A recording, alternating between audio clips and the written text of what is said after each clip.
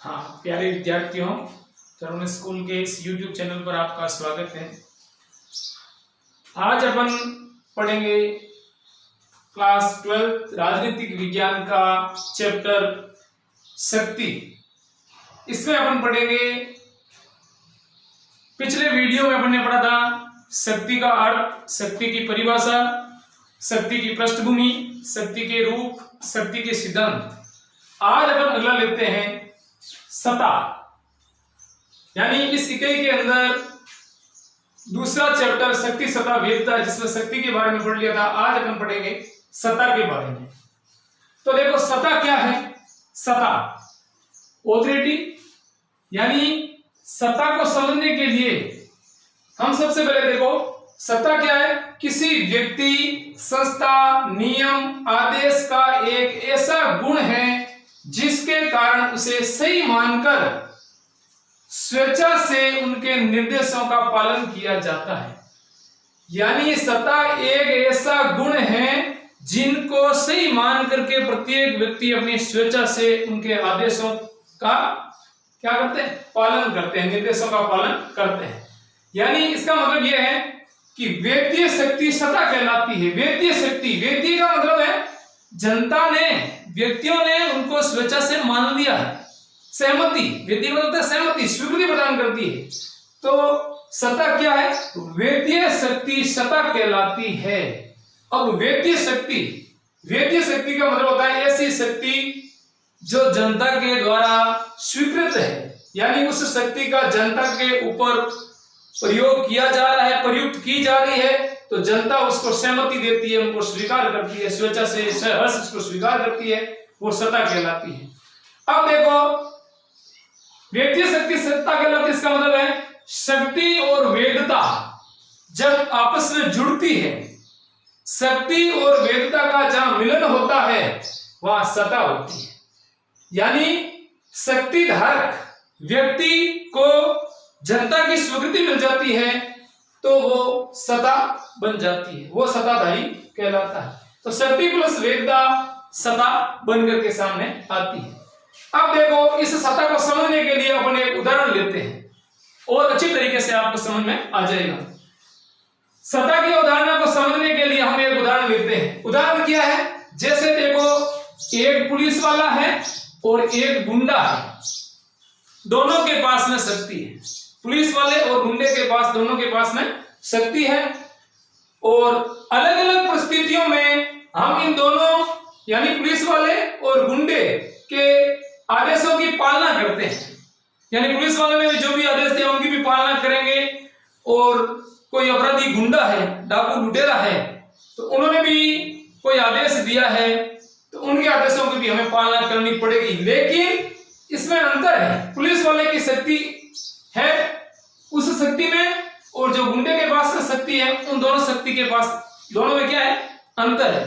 Police वाले की जो शक्ति है ना वो वेद्य है, यानी कानूनन शक्ति है उसके पास में, विधि या कानून के द्वारा शक्ति प्राप्त है।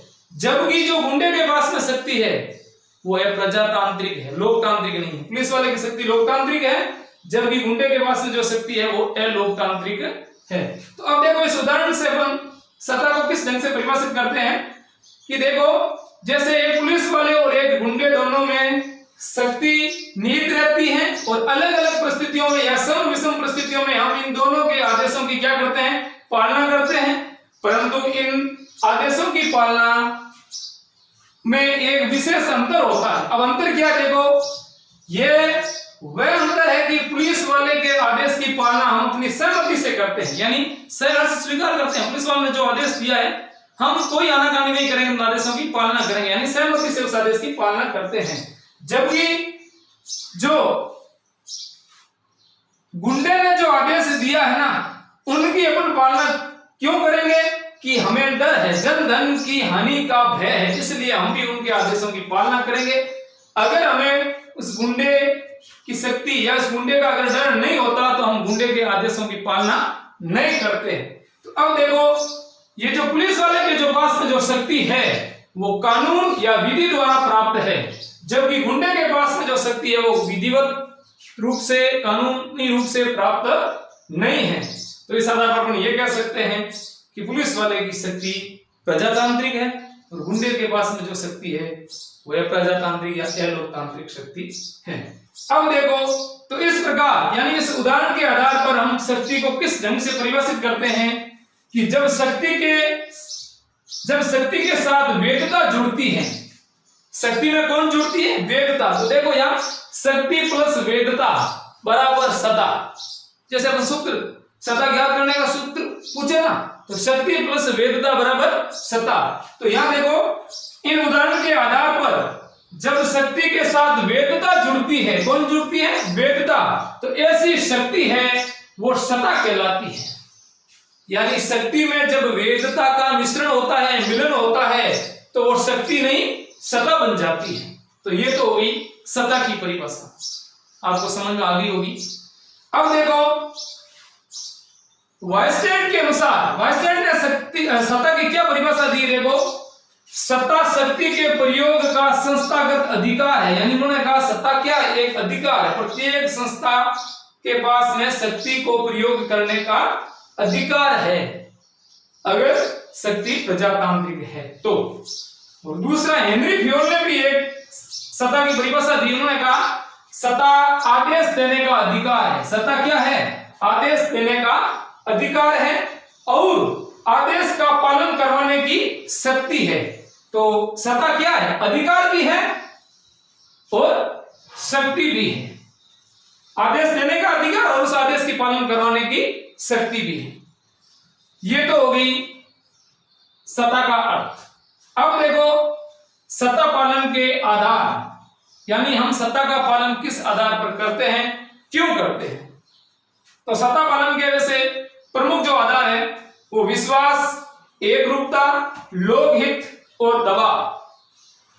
पहला है विश्वास, दूसरा एकरूपता, तीसरा लोकहित और चौथा दबाव। अब विश्वास में देखो, विश्वास सत्ता पालन का सबसे महत्वपूर्ण तत्व है। यानी सत्ताधारी व्यक्ति के प्रति अधीनस्थों का विश्वास जितना ज्यादा गहरा होगा उतना ही ज्यादा सत्ताधारी के आदेशों की पालना उतनी ही सरलता से की जाएगी। अगर सत्ताधारी व्यक्ति के प्रति जनता का विश्वास नहीं है तो सत्ताधारी व्यक्तियों के द्वारा दिए गए आदेशों की जनता पालना नहीं करेगी। तो इसमें देखो विश्वास क्या है? यह सत्ता पालन का सबसे महत्वपूर्ण तत्व है।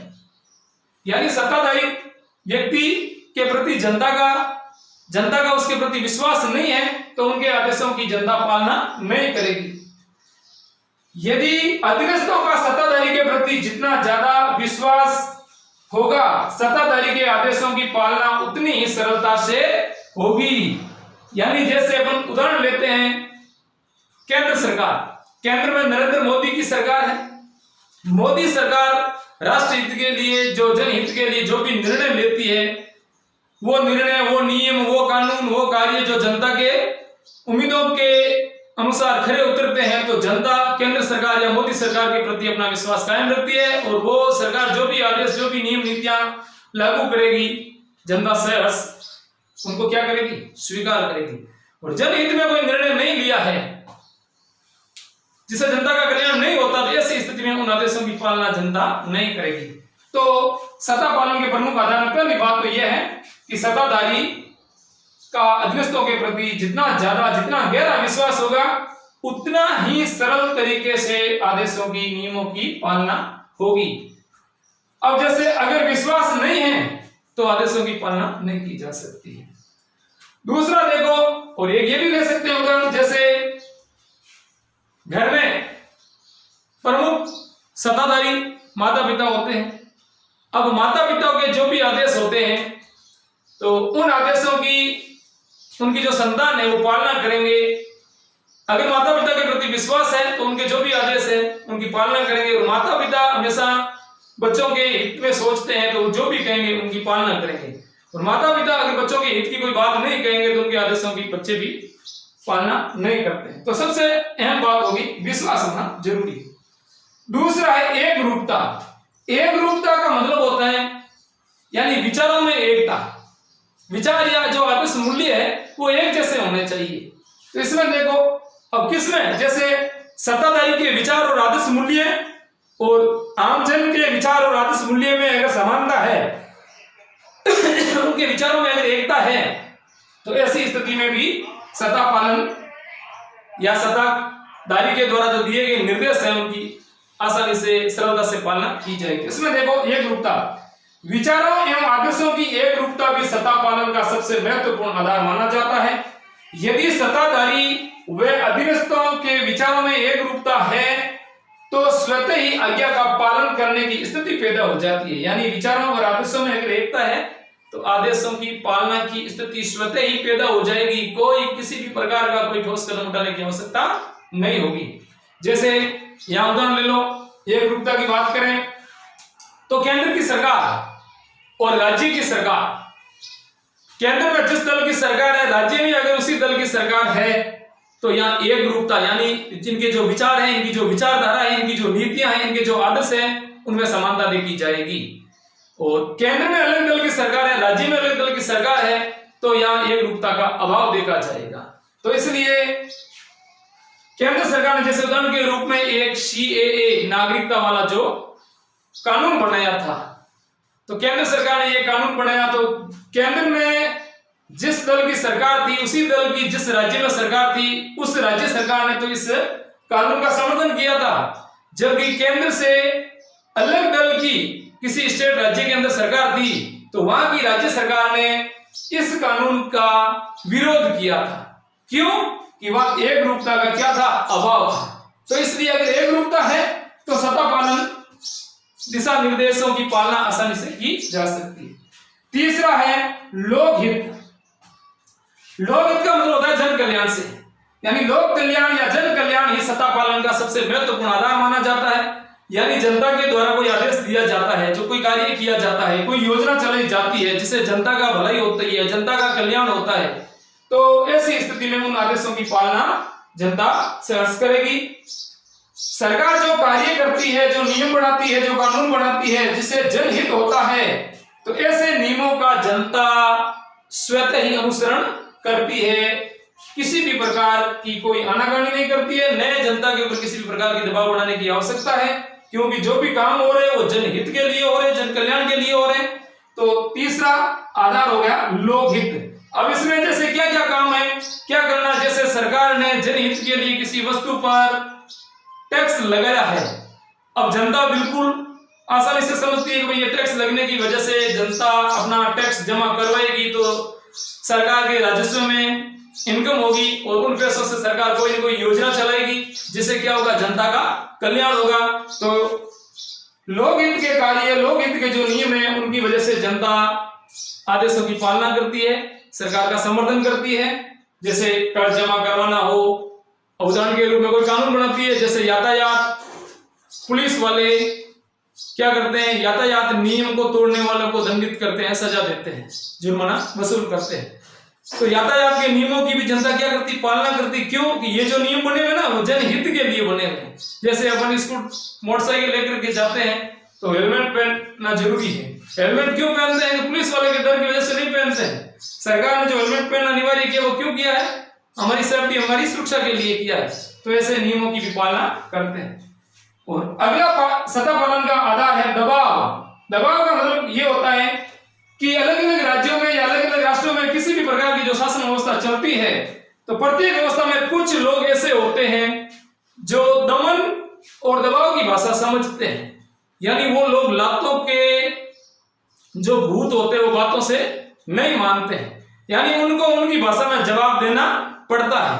जैसे सरकार ने राष्ट्र हित के लिए कोई नियम बनाया है, उन नियमों की पालना वो लोग नहीं कर रहे हैं, उनका विरोध कर रहे हैं, तो ऐसी स्थिति में सरकार या सत्ताधारी व्यक्ति अपनी शक्ति को प्रयुक्त करते हैं, यानी बलपूर्वक या दबाव से उनके ऊपर उन नियमों की पालना करवाते हैं। ये वापस वही उदाहरण लूंगा मैं, वो नागरिकता वाला कानून वाला। जैसे केंद्र में जिस बीजेपी की सरकार ने CAA कानून बनाया था और बीजेपी के विरोधी दल की अलग राज्यों में जहां सरकार थी उन्होंने इस कानून का विरोध किया था, जगह जगह तोड़फोड़, हिंसा, आगजनी ये की थी। तो ऐसी स्थिति में जिस राज्य में बीजेपी की सरकार थी, केंद्र में बीजेपी की सरकार है, बीजेपी की सरकार वाले राज्य में अगर इस प्रकार का कोई लोग जिन्होंने विरोध किया था ना, तो उनके ऊपर दबाव क्या बनाया था। जैसे यूपी की बात कर लेते हैं, तो यूपी में योगी आदित्यनाथ ने क्या किया था कि जो उपद्रवी थे उन्होंने जो भी सार्वजनिक संपत्ति को नुकसान पहुंचाया था ना, तो उन्होंने एक ऐसा नियम बनाया था कि इन सार्वजनिक संपत्ति को जो नुकसान हुआ है उनकी भरपाई इन उपद्रवियों से वसूली की जाएगी। तो ऐसी स्थिति में उनको उनकी भाषा में जवाब दिया, तब जाकर के ये हिंसा वगैरह, तोड़फोड़ वगैरह, ये सार्वजनिक संपत्ति का नुकसान वगैरह कम हो गया था। तो इसलिए ये 4 प्रमुख सत्ता पालन के आधार हैं। पहला है विश्वास, सत्ताधारी के प्रति जनता का विश्वास होना चाहिए। एक रूपता, यानी विचारों और आदर्शों में एक रूपता होनी चाहिए सत्ताधारी और अधीनस्थों के विचारों में। लोक हित का मतलब है सत्ताधारी के द्वारा जो भी निर्णय लिया जाता है, नियम नीतियों का निर्धारण किया जाता है, वो जनहित में होना चाहिए। और दबाव का मतलब है कुछ ऐसे लोग होते हैं जो जिनको असामाजिक तत्व कह सकते हैं, जो नियम नीतियों की पालना नहीं करते हैं, अवैधानिक तरीका अपनाते हैं, तो उनको उनकी भाषा में जवाब देना चाहिए। तो ये तो हो गए सत्ता पालन के प्रमुख आधार। अब अपन अगला नेक्स्ट टॉपिक अगले वीडियो में लेते हैं। धन्यवाद।